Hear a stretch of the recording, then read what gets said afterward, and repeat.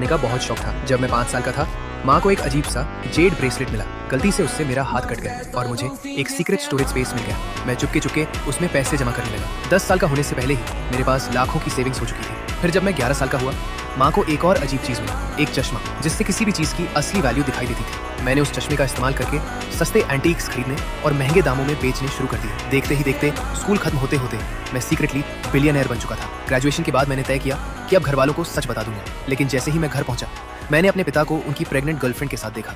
वो मेरी माँ को घर से खाली हाथ निकालने की कोशिश कर रहे थे। माँ गुस्से में उनसे लड़ने जा रही थी, लेकिन मैंने उन्हें रोक दिया। इसलिए नहीं कि मैं पापा का साथ दे रहा था, बल्कि इसलिए क्योंकि उनके पैसों की अब मेरे लिए कोई वैल्यू नहीं थी। तभी मैंने पापा के सिर के ऊपर ग्रीन कलर की रोशनी देखी। कुछ दिन पहले माँ ने गलती से मुझे एक और स्ट्रेंज पावर दे दी थी। अब मैं लोगों के सिर के ऊपर कलर्स देख सकता था। पर्पल मतलब गुड लक, रेड मतलब बड़ा डेंजर, पिंक मतलब लव और ग्रीन मतलब सामने वाला चीट हो रहा है। तभी मुझे सबसे बड़ा सच समझ आया। मेरी माँ ने कभी पापा को धोखा नहीं दिया।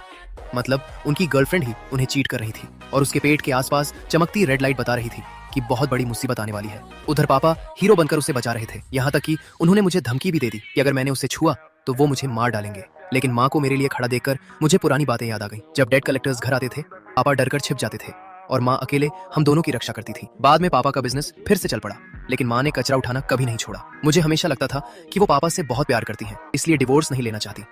लेकिन असली रीजन कुछ और ही था। रोते रोते माँ अचानक चिल्लाई, अगर हम यहाँ से चले गए तो इतने अमीर डस्टबिन्स कहाँ मिलेंगे। फिर उन्होंने अपना फोन निकालकर बैंक अकाउंट दिखाया। सिर्फ कचरा उठाकर उन्होंने 20 मिलियन से भी ज्यादा जमा कर रखे थे। यहाँ तक कि मेरे नाम पर 2 विल्लास भी खरीद चुकी थी। उसी पल मुझे पूरी सच्चाई समझ आ गई। माँ इस शादी में इसलिए नहीं रुकी थी क्योंकि वो पापा से प्यार करती थी। वो रुकी थी क्योंकि इस मोहल्ले के डस्टबिन्स बहुत ज्यादा प्रॉफिट